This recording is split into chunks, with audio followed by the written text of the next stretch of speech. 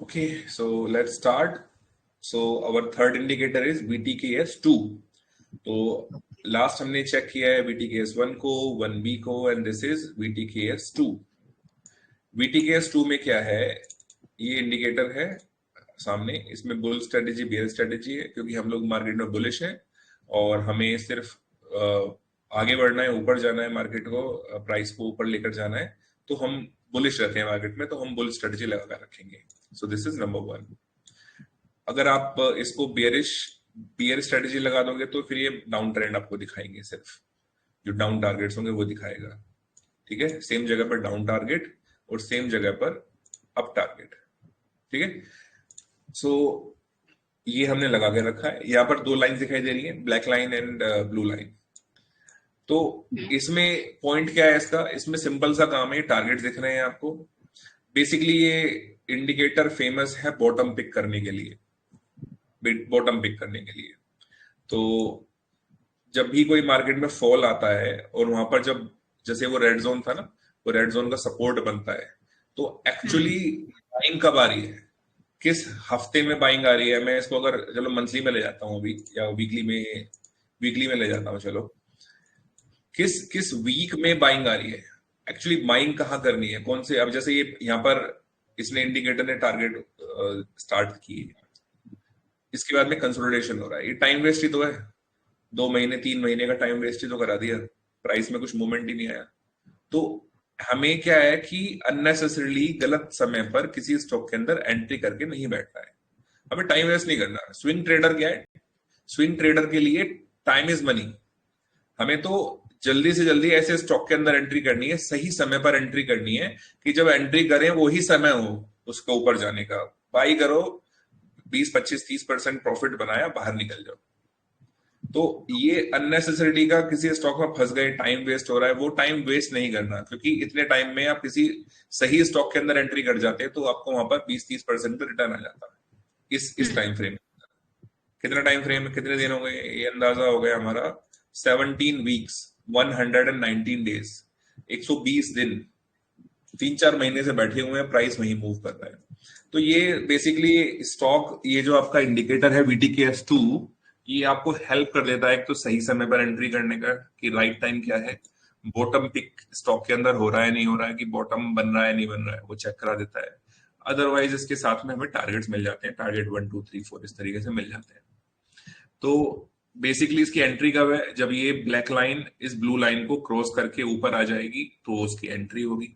तो black line के अगर ऊपर, ब्लैक लाइन ऊपर चली गई है और हमारे अपसेट के टारगेट्स हैं, तो we can take trade for target 1 2 इस तरह से.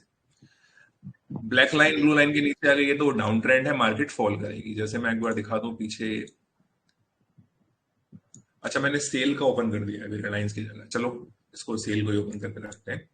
अब जैसे यहाँ पर ये नीचे आ गया तो मार्केट में फॉल आ रहा था. ये जो फॉल आया मार्केट में, अगर हम देखें तो मेरे टारगेट 5 हिट हो गए थे. टारगेट 5, ठीक है, सारे बड़े टारगेट, मेरे टारगेट 6 है यहाँ पर सिर्फ. तो टारगेट 6 बहुत, मतलब हिट होता है, बहुत कम स्टॉक्स में होता है, बट टारगेट 5 तक भी चीजें चलती हैं, बड़ा स्विंग बन जाता है. टारगेट 5 तक भी वो 3x रिटर्न दे चुका होगा. 3x नहीं, बहुत ज्यादा. ये देखो 75%. ओके, 75% डिपेंड करता है कैसे स्टॉक्स में. सो एनीवेज, टारगेट, बड़े टारगेट अचीव हो गए हैं तो time for profit booking. Profit book करो, बाहर निकलो. ठीक है, अब उसके बाद क्या होगा? प्राइस कंसोलिडेट करेगा और जब ये लाइन हमारी नीचे जाएगी तो इसका मतलब डाउन ट्रेंड एक्टिवेट हो रहा है, हमारे प्राइस नीचे जाएगा. जब ये नीचे है तो प्राइस नीचे जाएगा. अब हम इसके अंदर एंट्री तब तक नहीं कर सकते जब तक ये सपोर्ट ना बने और सपोर्ट होल्ड ना हो. दूसरा, ये जो लाइन है, ब्लैक लाइन है, इसको क्रॉस करना होगा, इस ब्लू लाइन के ऊपर जाना होगा, तभी हम इसको टाइम मानेंगे. जैसे अब ये क्रॉस करने वाला है तो ये सही समय है यहाँ पर एंट्री करने का. नीचे आता है बाई ऑन डिप करने का. जो भी है इसके टारगेट हिट होंगे, प्रॉफिट बुक होगा इसके अंदर. तो जैसे यहाँ पर है, फॉर एग्जांपल, जब ये ऊपर गया तो ऊपर, जब तक ये इसके ऊपर बना हुआ है, ब्लैक लाइन ब्लू लाइन के ऊपर होल्ड कर रही है, बना हुआ है, तब तक हम इसके अंदर स्टॉक में बने रह सकते हैं. ओके. इससे पहले अगर मैं दिखा दूं एंट्री कहाँ आई थी, ये जैसे ये एंट्री आई थी, ठीक है, यहाँ पर एंट्री आई, ये इसके ऊपर बना हुआ था तो होल्ड करके रखा है इसने, इसको स्टॉप लॉस हिट नहीं हुआ, और ये फिर से एक टारगेट बनी और ये अपसाइड में ही था तो मार्केट ऊपर चला गया। सिर्फ यही है, जब ये इसके नीचे आएगा तो हमें एग्जिट करना है, उसमें लॉन्ग तो हमें करना ही नहीं है। ठीक है, जब जब ये नीचे रहेगा तो हमें लॉन्ग के बारे में सोचना ही नहीं है, सोचना ही नहीं है, पाप है इसको नीचे आने पर बाई करना, स्टॉक को बाई ही नहीं करना है ना। B it in any time frame, मतलब डेली वीकली जो भी टाइम फ्रेम है, हमें बाई ही नहीं करना है। हमें बाई की पोजीशन कब देखनी है, जैसे प्रीवियसली दिखा देता हूं, जैसे ये बाई बना, अपसाइड टारगेट्स आए, तो कंडीशन है कि ये ऊपर होना चाहिए। ओके, दिखा देते हैं इसके पीछे करके, ये देखो, जब ये बाई आए तो ये ऊपर होना चाहिए, तो ये बाई कर सकते हैं। इससे पहले अगर बाई आए, इससे पहले अगर बाई आए और ये ऊपर ना हो, ब्लैक लाइन ब्लू लाइन से ऊपर ना हो, तो हमें बाई नहीं करनी है, फेल हो जाएगा। देखो जब ये बाई थी इसके नीचे था तो मोमेंट मोमेंट कुछ नहीं आया इसमें, ज्यादा कुछ खास मोमेंटम नहीं आया, टारगेट 1 तक गया, वापस नीचे चला गया, एंड देन ये फ्रेश फिर से बाई आई है। ये एक्चुअली बाई सही है, ये बाई ठीक है। ठीक है, ये दैट्स इट, ये है इसके अंदर और कुछ नहीं है। अपसाइड के टारगेट हमें बुक करने हैं। रिलायंस देख लेते हैं फिर से एक बार, और रिलायंस का भी, रिलायंस इंडस्ट्रीज, ये रिलायंस इंडस्ट्रीज है, अपसाइड के टारगेट्स हैं एंड दिस इज अपसाइड, तो ये आपका बुलिश जोन में आ चुका है Reliance, and then upside target दिख रहे हैं। हो सकता है क्योंकि ये टारगेट्स बहुत पुराने हैं, ओल्ड टारगेट हैं, यहाँ पर हो सकता है कि टारगेट्स चेंज हो जाए, फ्रेश टारगेट्स आ जाए। तो जो फ्रेश टारगेट्स अगर आते हैं तो उसके हिसाब से ट्रेड होगा फिर वो। इससे पहले कभी ऊपर गया था, यहाँ पर गया था, इसको चेक कर लेते हैं।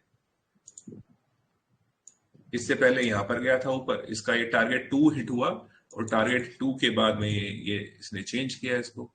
तो आपके कभी टारगेट 1 हिट होगा, कभी 2 हिट होगा, इस तरीके से चीजें चेंज होती रहेंगी। हाँ जी सर इसमें हमारा एक रूल है कि हम हर टारगेट पर पार्शियल प्रॉफिट बुक करते हैं, क्योंकि हर टारगेट्स के बाद एक रिट्रेसमेंट एक्सपेक्टेड है। बिल्कुल बिल्कुल बिल्कुल बिल्कुल, प्रॉफिट बुकिंग करनी बहुत जरूरी है।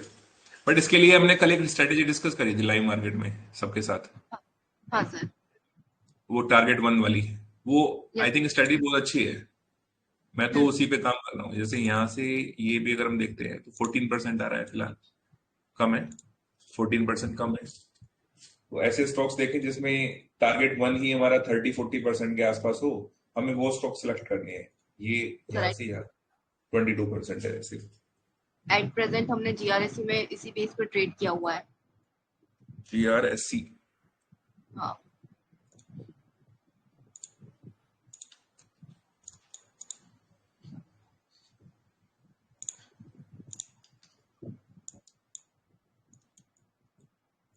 दिस वन,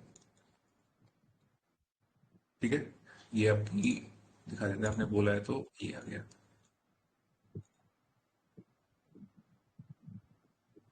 ये तो ये इसने इस कैंडल पर ही क्रॉस कर रहा है, तो ये हमारी एंट्री है।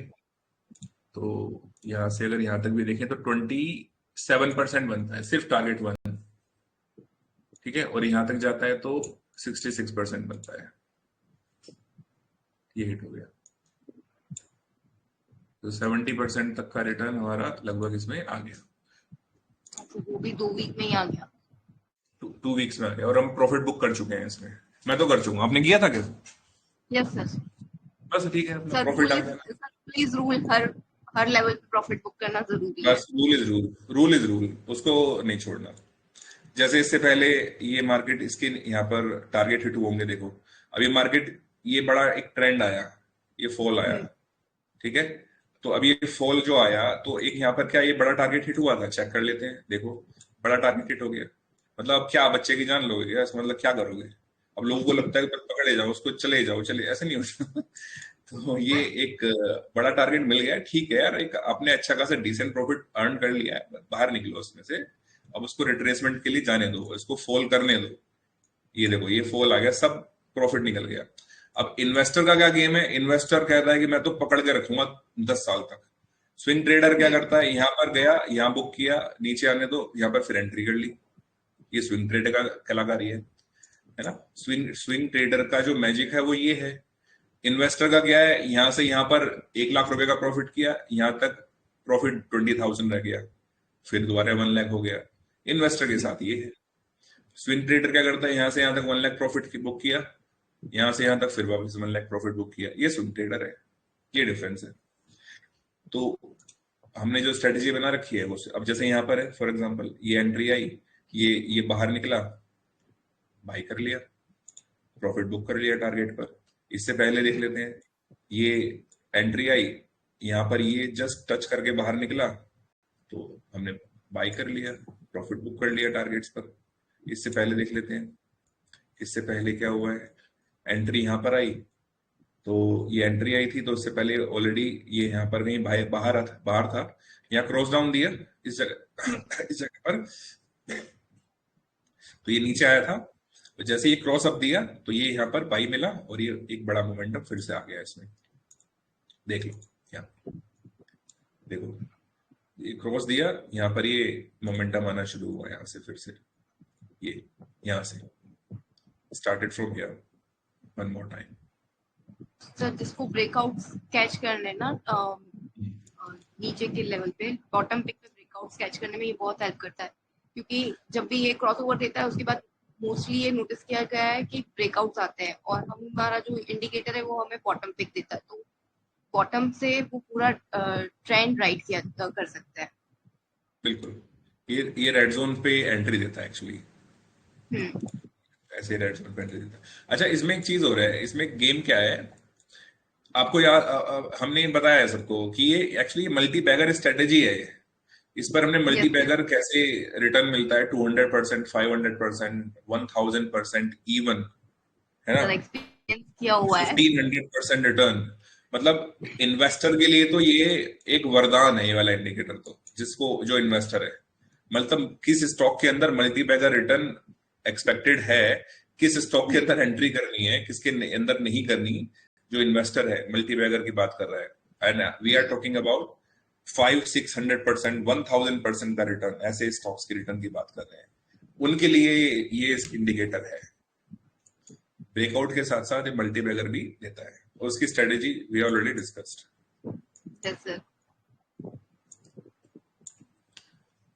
ठीक है, आई थिंक सब कुछ हो गया एक्सप्लेन, कुछ रह तो नहीं गया, ये हमने सब एक्सप्लेन कर दिया है। ठीक है, तो डन करते हैं। So this is VTKS2 done. Thank you so much.